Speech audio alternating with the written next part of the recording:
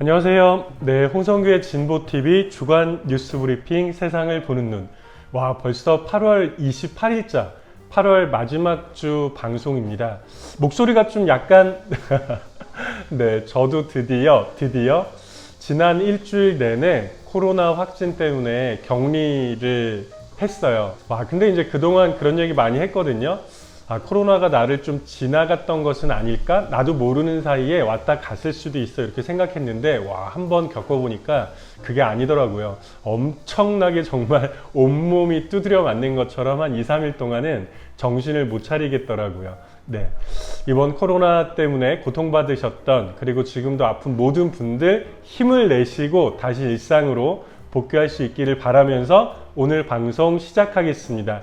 목소리가 평소랑 조금 살짝 다르더라도 기력이 많이 빠진 것 같아요. 그래도 내용에 귀를 기울여 주시기를 부탁드리겠습니다. 민주노총의 확대 간부가 무려 한 4,000명 정도 된다고 하는데 사상 처음으로 민주노총에서 정치의식 조사를 했다는 소식이에요.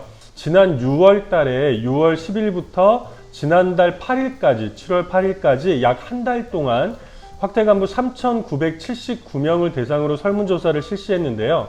평소에 지지하는 정당이 어디예요? 라는 질문에는 다들 예상하시겠지만 절반이 넘는 52.3%가 진보정당이라고 얘기를 했습니다.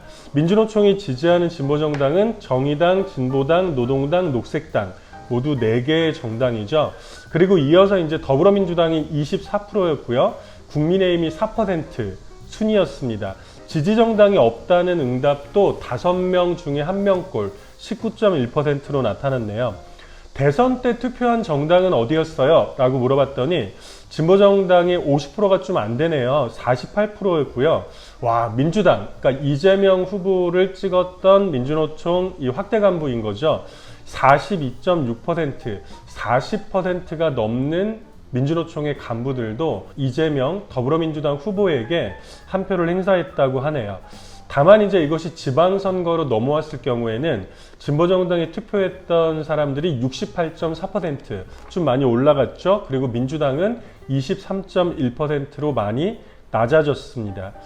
대선에서 왜 진보정당에 투표하지 않았나요? 라는 질문에는요. 당선 가능성이 낮아서라는 응답이 가장 높았고요. 기득권 정당 후보 중에서 싫어하는 후보의 당선을 막기 위해서, 그리고 진보정당을 지지하지 않아서 진보정당이 갈라져 있어서. 흥미로웠던 것은 이 민주노총의 확대 간부들도 20대부터 쭉 연령대가 다양할 거잖아요. 근데 20대와 30대의 국민의힘 투표율이 각각 18.2%와 16.1%로 상대적으로 높게 나타났다는 것이었고요. 성별의 차이 또한 민주노총의 확대 간부들 내에서도 뚜렷하게 나타났다고 합니다. 예를 들면 국민의힘 투표율이 20대 남성, 30대 남성에서 여성들보다 훨씬 높았다는 거죠. 그리고 정규직과 비정규직 내지는 고용불안에 있는 노동자들을 비교를 해봤더니 정규직에서는 진보정당보다 민주당 투표율이 높았고요. 반면에 무기계약직과 비정규직 단위에서는 진보정당에 대한 투표율이 민주당보다 더 높았다고 합니다. 민주당과 진보정당의 투표율 격차는 무기계약직보다도 비정규직에서 훨씬 더 컸다고 하는데, 고용불안의 상태에 있는 노동자들일수록 진보정당을 지지하는 그 의사가 더 높았다는 것을 알 수 있습니다. 사회가 변화해야 된다는, 지금으로는 안 된다라는 생각이 더 높았다고 볼 수 있었던 거죠. 마지막으로 민주노총의 선거 방침, 정치 방침이 필요하겠습니까? 라는 부분에는 85.4% 절대 다수가 필요하다라고 얘기를 했고요. 노동자의 정치 세력화 필요성에 대해서도 전체 90%가 넘는 사람들이 반드시 필요하다 또는 어느 정도 필요하다 이렇게 얘기했습니다. 그럼 노동자 정치 세력화라는 게 어떤 것입니까? 라는 질문에는요. 응답자의 47.9%, 거의 절반에 다다르는 사람들이 노동운동과 시민사회운동이 함께 단일 진보정당을 만들어 강화하는 것이라고 이야기를 했습니다. 현재 있는 기존의 진보정당들을 지원하는 것은 아니라는 거죠. 이거보다는 좀 다른 틀이 필요하지 않냐라는 고민인 것 같아요. 그러면 진보정치를 강화하기 위한 민주노총의 역할은 무엇일까요? 라는 질문에 대해서는요. 조합원과 간부들의 의사소통 강화 그리고 정치활동 참여가 25.7%로 가장 많이 꼽혔다고 합니다. 이 얘기를 들으시는 분들은 뭐 예상했던 대로네 라는 고민을 할 수도 있는데, 제가 이제 이 소식을 가지고 나왔던 이유는요, 제목에서도 드러나는데, 일단 제목이 뭐냐면 민주노총 확대 간부의 43%가 대선 때 이재명 찍었다. 그리고 요 제목 그대로 매일 노동뉴스뿐만이 아니라 한겨레 신문이나 경향신문 같은 곳에서도 이 의식조사, 설문조사 결과가 다 인용이 되었어요. 근데 이제 논조가 조금 약간 좀 미묘하더라고요. 그러니까 예를 들면 민주노총의 확대 간부들조차도 절반에 가까운 사람들은 대선 때 이재명을 찍었다. 민주노총 이대로 괜찮을까? 민주노총은 지난 2000년도에 민주노동당을 만들었을 때에도 대의원대를 통해서 진보정당을 만들자라는 것들을 결심을 했고, 지금까지 20년이 넘는 세월 동안 진보정치의 확장과 발전을 위해서 노력해온, 거의 한국 사회 내에서는 유일한 힘이 있는 단위인데, 이 단위에서조차도 20년이 넘은 지금도 절반 정도는 기성제도권에 우리가 뭐 보수 양당 기득권 정치라고 비판했던 그 양당의 한쪽 당을 찍었다. 이건 좀 문제 있는 거 아니냐. 이런 식의 어떤 분석들이 이어졌기 때문에 사실은 오늘 이 기사를 가지고 나오기도 했는데요. 저는 뭐 노동조합에서 노동자와 정치에 대한 교육을 많이 진행을 하기도 합니다. 거기서 제가 말씀드리는 건 뭐냐면, 맞아요. 현재 민주노총의 상황이 이렇죠. 대한민국에서 진보정치를 가장 견인하고 앞장서서 끌고 가고 있는, 유일하게 또 힘이 있는 이런 단위에서도 이렇다라고 얘기하는 건 뭐냐면, 이것이 어떤, 저는 발전의 과정에 있는 중간이라고 생각을 하거든요. 사실 민주노총은 지금까지 민주노총 역사상 단 한 번도 민주당을 공식적으로 지지했던 적은 없습니다. 그러나 민주노총의 수많은 조합원들이 이 설문조사에서도 나오는 것처럼 더 나쁜 후보가 당선되는 걸 막기 위해서 뭐 기성제도권 안에 있는 양당 중에 하나를 찍었다 라고 하는 이 흐름은 또한 우리가 또 모르는 바도 아니죠. 이 부분이 사실은 지금 민주노총과 대한민국 노동정치 운동이 넘어야 될 하나의 산이 아닐까 싶습니다. 극복해야 될 과제라는 것이죠. 한계라고 보기보다는. 왜냐하면 사실은 노동자들은 우리 사회에서 가장 거대한 힘을 가지고 있는 단위이기는 하지만, 이 힘이 하나로 모이지 못하면 힘은 발휘되기가 어려워요. 그런데 지금까지 볼 때는, 제가 볼 때는 이 민주노총의 노동자들의 단결력의 힘은, 또 이제 재미있게도 사실 노동자 대회나 모든 이 노동자 집회를 가면 빨간 머리띠를 묶잖아요. 이 머리띠에 뭐라고 써 있어요? 단결, 투쟁 이렇게 써 있죠. 그리고 가슴에 붙어 있는 배지나 마크나 뭐 모든 내용에도 단결 투쟁이라는 말이 붙어 있잖아요. 이 얘기 뭐냐면, 단결하지 못하면 노동자들은 힘을 발휘할 수가 없죠. 지금까지 단결은 어느 부분에서 사실은 더 단단하게 확장되어 왔냐면, 경제적인 투쟁. 그러니까 예를 들면 뭐 우리 노조에서 파업을 했다. 근데 내가 우리 노조가 마음에 안 든다고 해서 파업에 내가 동참하지 않으면 노조는 박살나는 거거든요. 일단 우리 노동조합에서 결정했던 이 파업에 지치면은 내가 파업 때 집회나 시위까지 나가지 못하더라도 파업에는 일단 참여를 해야 한다. 여기까지는 대한민국에 있는, 그리고 적어도 노동조합에 포괄되어 있는 노동자들이 가지고 있는 기본적인 의식인 것 같아요. 이제 이게 어디까지 확장이 돼야 되냐면, 임금 인상을 하기 위한, 고용 안정을 이루기 위한 파업에서뿐만이 아니라 매년 2년마다 돌아오는 전국 선거들, 5년마다 돌아오는 대통령 선거라는 이 큰 선거에서도 115만 명에 달하는 민주노총 조합원들의 힘이 하나로 모여줘야 된다라는 부분으로 발전했을 때, 대한민국의 노동정치, 대한민국의 진보정치는 지금보다는 질적으로 다른 국면으로 접어들겠죠.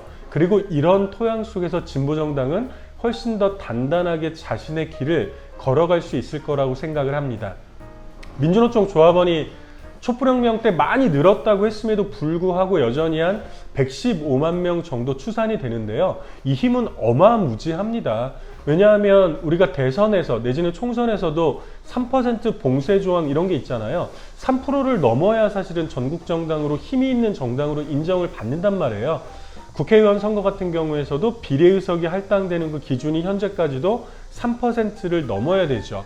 근데 민주노총 조합원 숫자인 115만 명은 3%를 넘는 숫자거든요. 즉 민주노총 조합원들만 하나의 힘으로 단단하게 똘똘 뭉치면 사실은 못 해낼 것이 없다라는 거죠. 뭐 아주 쉽게 그 비교를 해보면 이렇습니다. 대한민국 국회의원 총수가 300명이잖아요. 이 중에 3%면 9명이에요. 예를 들면 민주노총 조합원들이 뭐 지금 정의당, 진보당, 노동당, 녹색당 이런 게 아니라 민주노총 당을 만들어서 뭐 내후년에 이제 총선이 있잖아요. 이 총선에서 모두의 힘을 하나로 모아서 그 당을 지지했다. 그러면 당장 민주노총에서 9명의 국회의원을 확보할 수 있다는 거예요. 양경수 위원장을 비롯해서 산별노조 위원장들을 비롯해서 이런 사람들이 9명이나 바로 국회에 들어갈 수 있는, 들여보낼 수 있는 그런 힘을 우리는 갖고 있다는 거죠. 다만 이 힘의 마법은 뭐예요? 하나의 힘으로 뭉쳤을 때만 발휘될 수 있다는 거죠. 저는 이것이 지금 작금의 1년, 2년, 내후년 총선까지를 가면서 우리 민주노총에서 넘어야 될, 극복해야 될 가장 중요한 과제가 아닐까 싶습니다. 사실은 뭐 이제 최신 소식을 제가 주로 말씀을 드리는데, 최근 정치면 관련해서 가장 좀 특징적인 게 뭐냐 그러면, 공교롭게도 집권 여당인 국민의힘을 비롯해서 제1야당인 또 국회에서는 절대적인 다수 의석을 갖고 있는 더불어민주당, 그리고 원내 제3당인 정의당까지 모조리 다 비상대책위원회 체제라는 거예요. 이것이 작금에, 게다가 뭐 사실은 따지고 보면 대선과 지방선거가 끝난 지 얼마 되지도 않았는데, 그리고 대선과 지방선거에서 국민의힘 같은 경우는 압승을 거뒀잖아요. 근데 그럼에도 불구하고 국민의힘조차도 내홍에 시달리고 있다는 거죠. 이게 2022년 하반기에 대한민국 정치의 한 단면을 보여주는 것 같아서 국회가 비상 상황에 빠졌습니다. 더불어민주당, 정의당에 이어 집권 여당인 국민의힘까지 비상대책위원회 체제로 돌입하겠다고 밝히면서입니다. 새 정부 출범 2달여 만에 집권 여당이 비대위 체제로 전환한 일도 전례가 없는 데다가 여당과 더불어 제1, 2야당 등 주요 정당이 모두 비대위 체제인 것은 유례를 찾기 힘든 초유의 일입니다라고 얘기를 했는데, 이 3당 모두 당대표가 부재한 상황은 6년 전인 지난 2016년에도 있었습니다. 이때면은 사실은 박근혜 탄핵 촛불 집회가 터지기 직전이었어요. 이때 사실 총선이 있었는데요. 당시 새누리당은 4.13 총선 참패 이후에 여당 지도부 공백을 50일째 지속하다가 같은 해 6월에 비대위를 출범시켰죠. 그리고 당시 민주당은 총선을 앞두고 문재인 전 대통령이 당대표직에서 사퇴한 이후에 김종인 비대위 체제로 선거를 치른 상황이었고요. 이 당시에는 3당이 정의당이 아니라 국민의당이었죠. 안철수 체제에. 당시 또 3당인 국민의당은 안철수 천정배 당시 공동대표가 총선 홍보비 리베이트 의혹을 책임지고 사퇴하면서 박지원 비대위 체제였고, 당시 원내 제4당이었던 정의당만 심상정 대표 체제였습니다. 근데 이제 문제는 이 기사의 제목에서도 나오는 것처럼 원인을 뭐로 볼 거냐라고 하는 부분에 대해서 뭐 예를 들면 이제 각계 정치 전문가들은 예를 들면 이 기사에 나오는 것처럼 신율 명지대학교 정치외교학과 교수는 리더십의 부재라고 설명을 했고요. 이준환 인천대학교 정치외교학과 교수도 리더십 부재를 원인으로 꼽았다고 해요. 물론 이제 당연히 당 내 리더십이 부재하니까 이런 일이 생길 수 있지만, 저는 이것은 사실은 표면적인 이유에 불과하다고 생각을 합니다. 이번 대선과 지방선거의 특징이 뭐냐라고 부른다면, 지금 뭐 이렇게 성급하게 이걸 또 잘라서 이야기하기는 좀 어려울 수 있습니다만은, 겉으로 보면 사실은 뭐 윤석열, 그러니까 정치 신인이었던 윤석열 국민의힘 후보가 대통령에 당선이 되었고, 지방선거에서도 탄핵 전국 때만 하더라도 역사 속으로 사라질 것 같았던 국민의힘이 다시 부활한 것이 이번 선거의 특징이냐라고 볼 수도 있겠지만, 저는 그거는 아니라고 보고요. 예를 들면 그럼 앞으로 국민의힘은 계속 승승장구할 거냐, 더 단단해질 거냐, 그게 아니라 저는 구체제, 구정치체제의 끝물에 다다르지 않았냐, 그리고 이것이 이제 이런 혼란으로 이어지고 있지 않냐, 이런 고민을 좀 갖고 있습니다. 지난 대선과 지방선거의 저는 가장 특징을 하나로 말한다면, 더불어민주당이 민주당이 대한민국의 미래를 책임질 수 있는 정당이 아니라는 거에 대해서 우리 국민들이 공식적으로 판단을 내렸다고 봅니다. 지난 1997년도에 대한민국에서 처음으로 50년 만에 평화적인 정권 교체가 있고 나서 이 정치체제의 주기는요, 10년 주기로 정권이 바뀌었어요. 김대중, 노무현 10년이 지나서 이명박으로 정권이 바뀌었다가 이명박, 박근혜 10년이 지나서 문재인으로 정권이 바뀌었거든요. 그래서 심지어 이해찬 전 민주당 대표는 뭐라 그랬습니까? 100년간은 정당을 100년 한번 집권을 해보겠다, 이런 정도 얘기까지 나왔잖아요. 촛불혁명으로 완전히 폭락했던 국민의힘이 다시 살아날 거라고 아무도 예상을 못했고, 직후에 있었던 뭐 대통령 선거라든지 국회의원 선거라든지 지방선거에서 민주당이 완전히 압승을 거두었죠. 그런데 지금 우리가 보고 있는 건 10년 주기로 바뀌었던 정권이 문재인 정권 5년 만에, 그것도 정치 신인인 윤석열 대통령에게 정권이 넘어갔단 말이에요.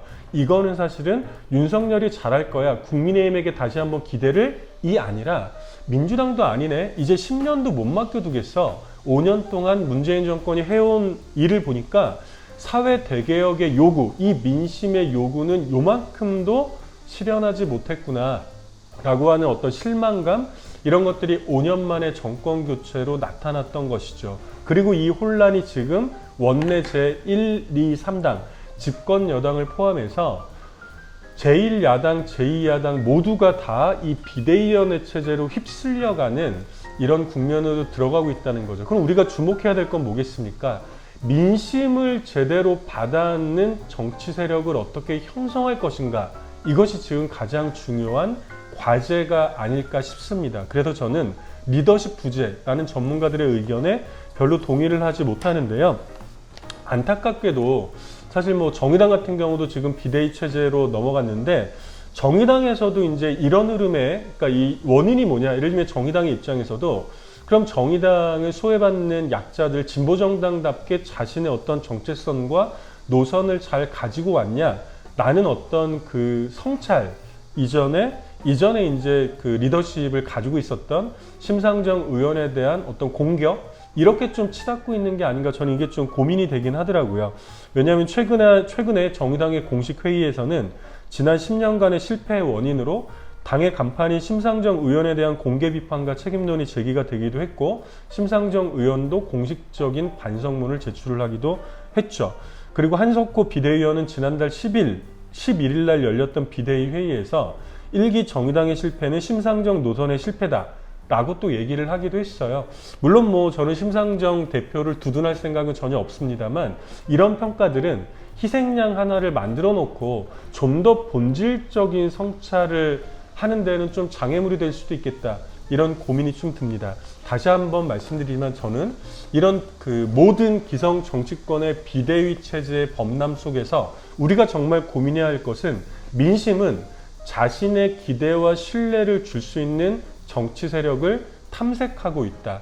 내후년 총선 때까지 이 민심을 받을 수 있는 정치 세력을 어떻게, 특히 진보 진영 내에서 그리고 민주노총을 중심으로 형성해내는가, 이것이 지금 가장 중요한 과제가 아닐까 싶습니다. 세 번째 소식은 정치면 소식인데요.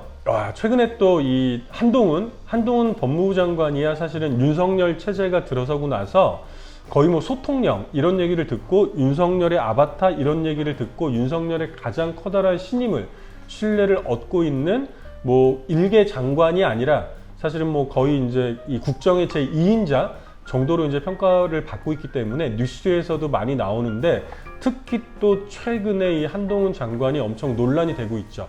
이유는 뭐냐면 국회에 출석해서 국회의원들이랑 뭐 이렇게 질의응답이 있을 거 아니에요. 이 과정에서 엄청나게 사실은 좀 제가 볼 때는 상식에 좀 벗어나는 태도가 아닌가, 이런 생각이 들어요.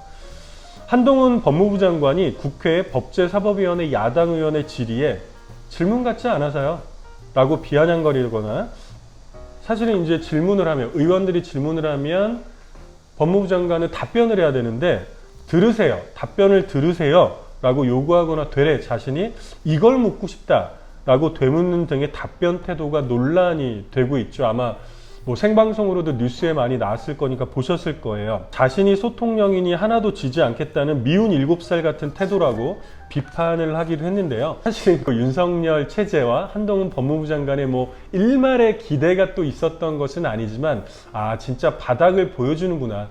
좀 제가 봤던 것은 그 반정치주의라는 부분에 대해서 좀 읽혀지더라고요. 예를 들면 한동훈 법무부 장관과 윤석열 대통령은 국회를 중심으로, 우리가 보통 정치 그러면 먼저 생각나는 게 국회의원, 국회 여기가 생각이 나잖아요. 근데 여기에 대한 엄청난 불신이 있는 거죠.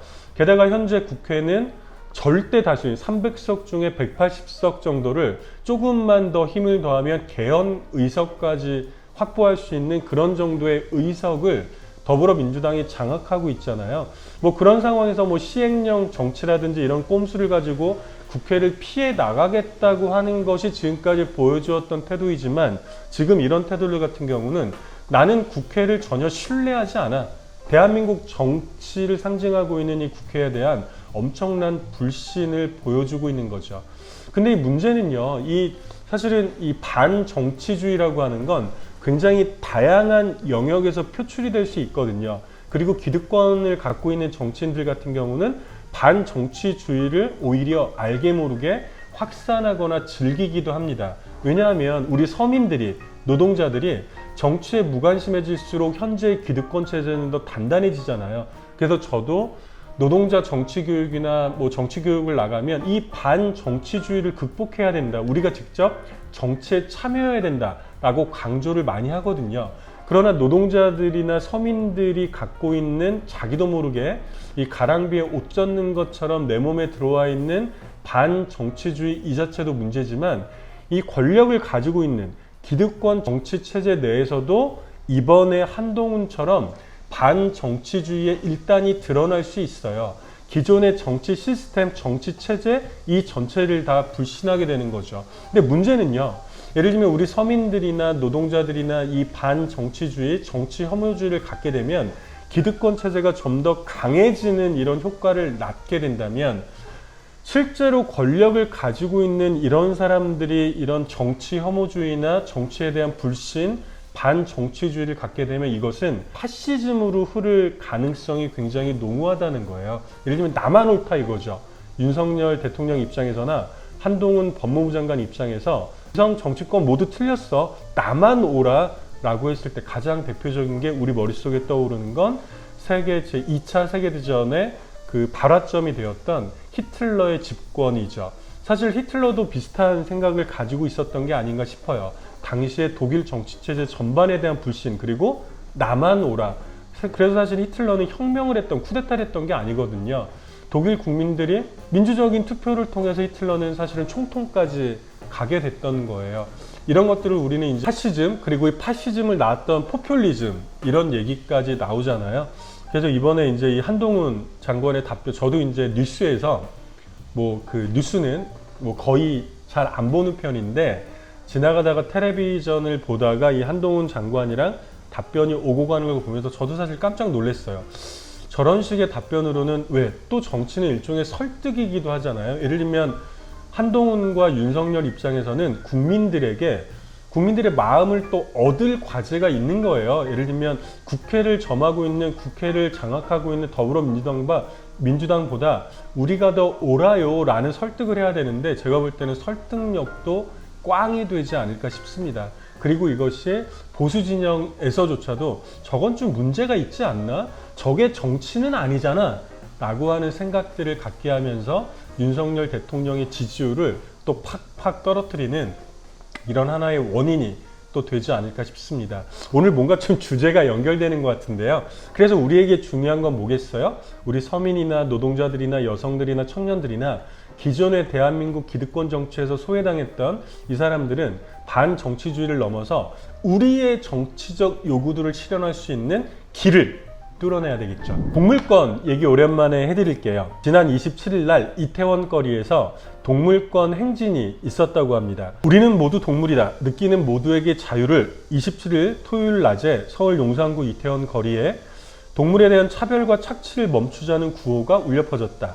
이날 동물단체 동물해방 물결과 비건이즘 커뮤니티, 비건 클럽은 시민 240여 명이 참석한 가운데 녹사평역 광장에서 2022년 서울 동물권 행진을 개최했다고 합니다. 올해로 벌써 5회째를 맞이하고 있는 동물권 행진은 코로나 사태 이후에 3년 만에 오프라인으로 열렸다고 하네요. 단체들은 행진에 앞서서 동물을 살리는 비거니즘이 우리의 길이다라는 성명을 발표했고요. 동물에 대한 착취를 멈춰야 지구를 살릴 수 있다고 주장을 했습니다. 이들은 성명에서 지난 8월 초에 이 중부지방에 엄청난 폭우가 있었잖아요. 서울 강남 일대도 물에 잠겼는데 이번 홍수 사태는 2020년 최장기간의 장마를 회상하게 한다. 앞으로 팬데믹, 홍수, 가뭄, 산불 등 기후 생태 위기는 점점 더 빈번해질 것이다. 이 모든 것은 인간 중심의 죽임의 문명 탓이라고 지적을 했습니다. 그러면서 우리는 공장식 축산과 상업, 어업 등 동물에 대한 착취와 살상을 끝내고 죽임이 아니라 살림의 문명으로 전환할 수 있다. 비거니즘은 살림이다. 살림의 실천만이 온실가스를 감축하고 자원을 생태적으로 순환할 수 있다고 강조를 했어요.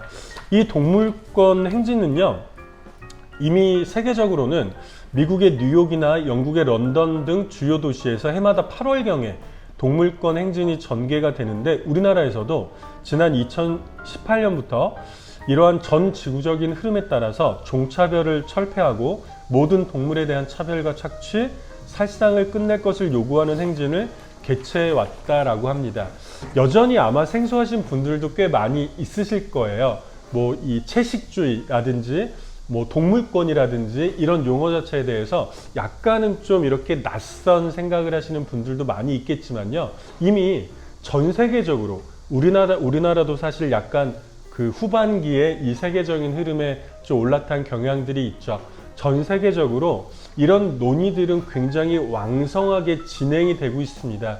우리 지구가 지금 잘 앞으로 나아가고 있는 건가? 그래서 기후위기 얘기만 하더라도 이미 기후위기에 대해서는 많은 분들이 공감대를 이루시잖아요.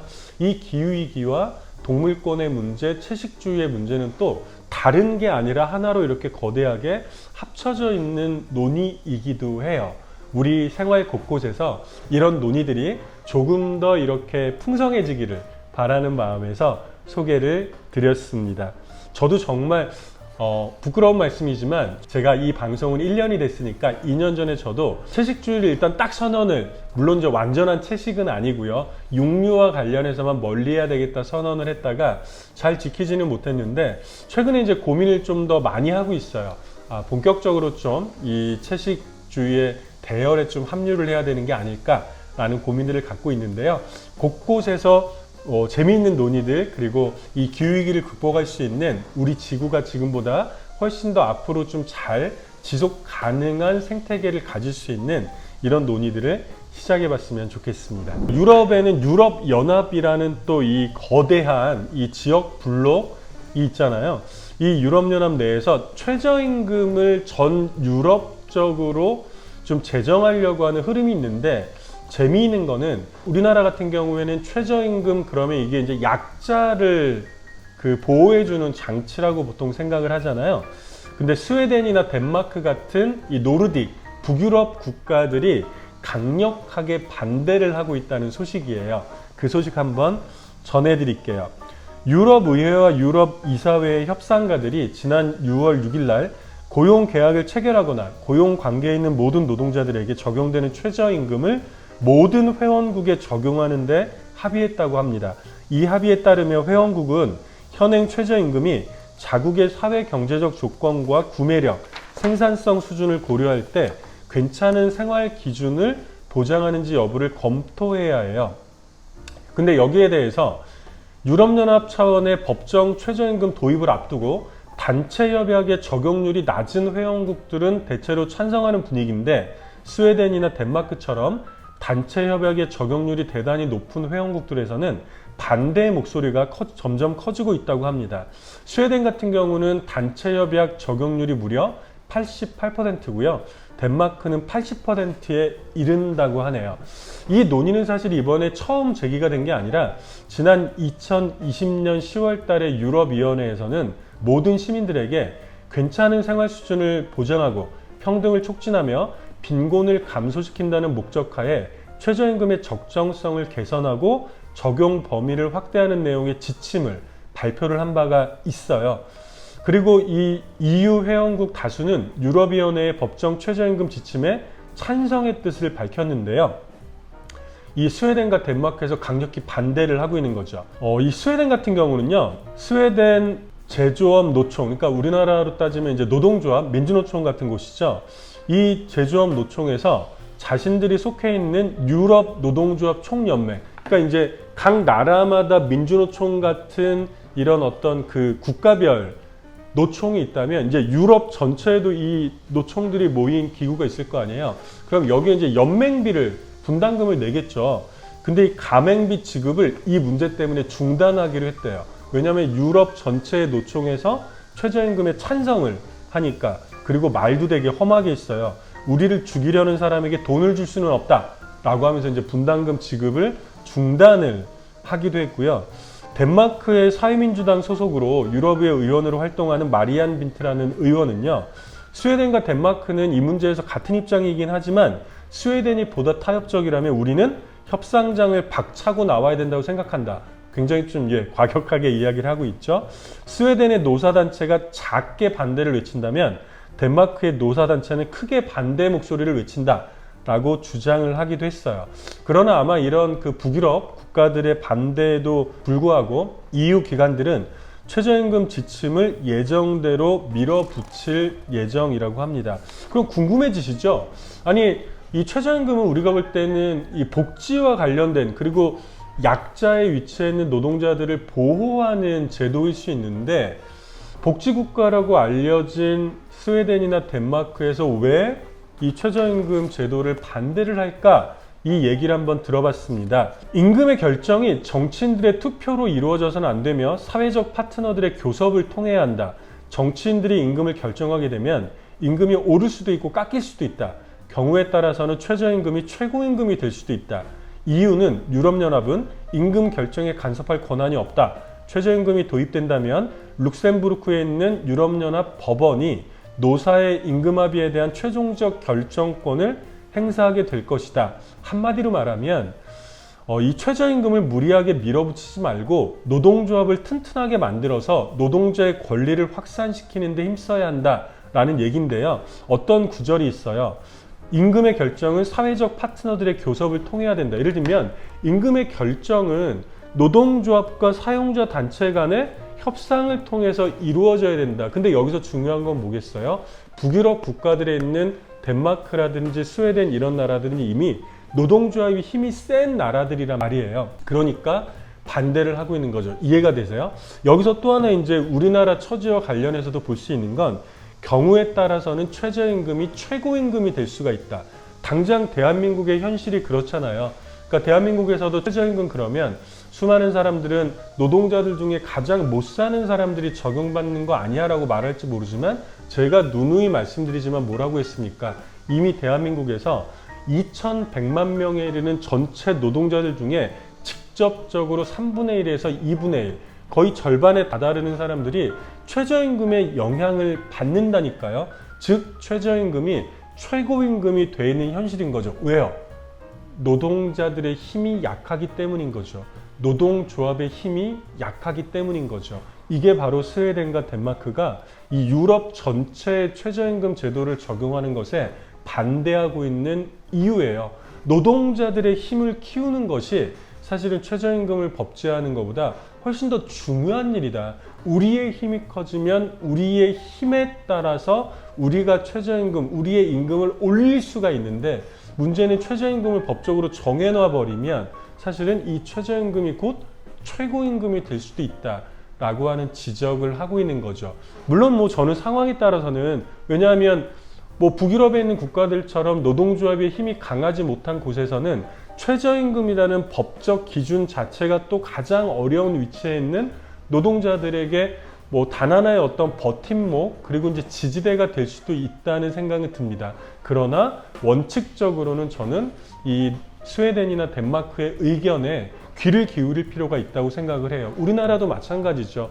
예를 들면 우리 노동자들이 임금을 올릴 수 있는, 힘을 낼 수 있는 헌법에 보장된 노동 3권을 누릴 수 있는 그 힘은요, 법이 보장되어 있다고 해서 자동으로 누려지는 게 아니에요. 노동 3권만 보세요.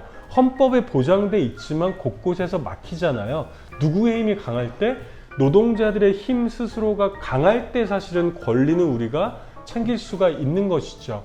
노동자들의 힘이 강해진다는 거 한마디로 말하면 노동조합으로 묶여있는, 단결되어 있는 노동자들이 훨씬 더 지금보다 많아질 때, 대한민국의 민주노총, 한국노총의 조직률이 몇 프로라고요? 두 개를 합쳐서 고작 이제 13% 정도밖에 되지 않아요. 각자 6%, 7% 정도 되는 이 정도의 조직력만 갖고 있다는 거죠. 이 노동조합 조직률이 적어도 20%, 30% 정도까지 올라갔을 때 우리는 최저임금이 됐든 노동 3권이 됐든 지금보다 훨씬 더 다른 조건에서 우리 노동자들의 생계와 생존과 권리를 주장할 수 있게 된다는 것이겠죠. 그래서 오늘 마지막 소식으로 전해드렸습니다. 진짜 이 코로나 진짜 힘드네요. 아직 기력이 제대로 회복되지 못한 것 같아요. 아마 목소리에서도 느껴졌을 것 같은데, 그럼에도 불구하고 온 힘을 다해서 최선을 다해서 오늘도 5가지 뉴스 전해드렸습니다. 이제 다음번에는 이제 9월 첫 주에 만나 뵙게 될 것 같아요. 벌써 선선한 바람들이, 가을의 냄새가 느껴지시죠? 오늘도 들어주셔서 고맙습니다. 다음 주에 뵐게요.